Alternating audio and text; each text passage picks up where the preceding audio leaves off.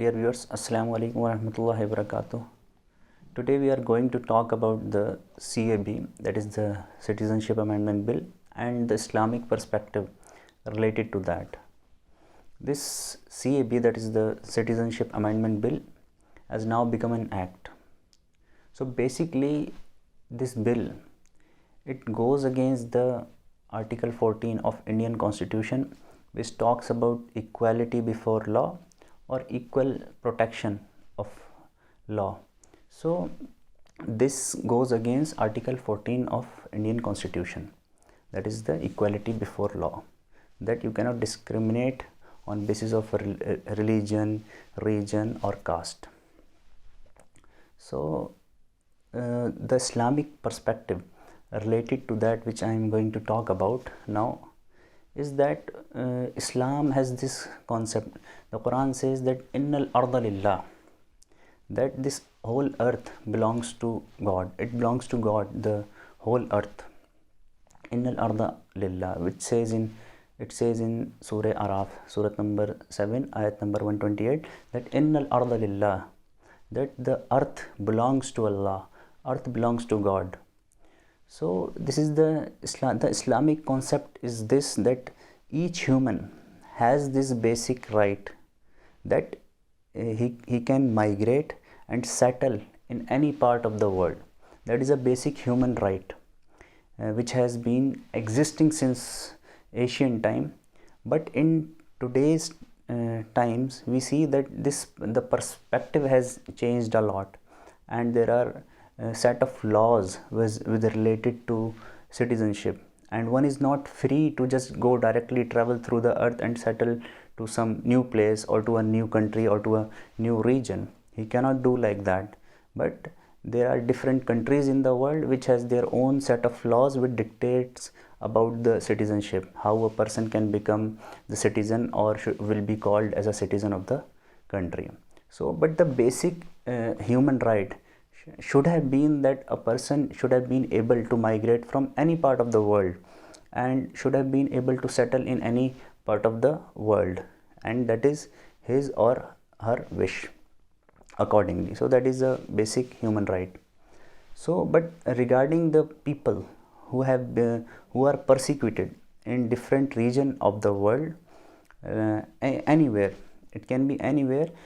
Quran says in Surah Ma'idah, Surah number 5, ayat number 8, Allah says, وَلَا يَجْرِمَنَّكُمْ شَنَعَانُ قَوْمٍ عَلَىٰ أَلَّا تَعْدِلُوا عِدِلُوا. Allah says, let not hatred of a people prevent you from doing justice.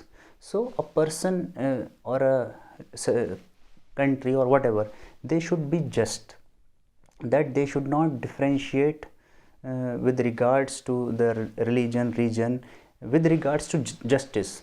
When you have to be just to everybody, you cannot differentiate on basis of caste, color, region, religion, and you cannot make you cannot distinguish, or you cannot belittle someone.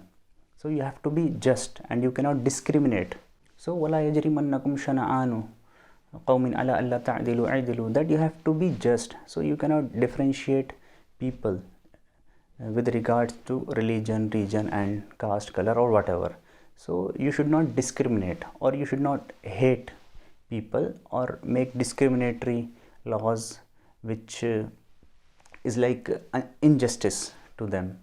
So you should be just, you have to do justice. That is the basic message of the Quran. So the people who are persecuted in any part of the world, and if any country or any place which comes out to help them, and that is encouraged in the Quran, or the Islamic perspective is this, that anyone who has been persecuted, if any country or any nation supports them and gives them accommodation, so that is a welcome thing.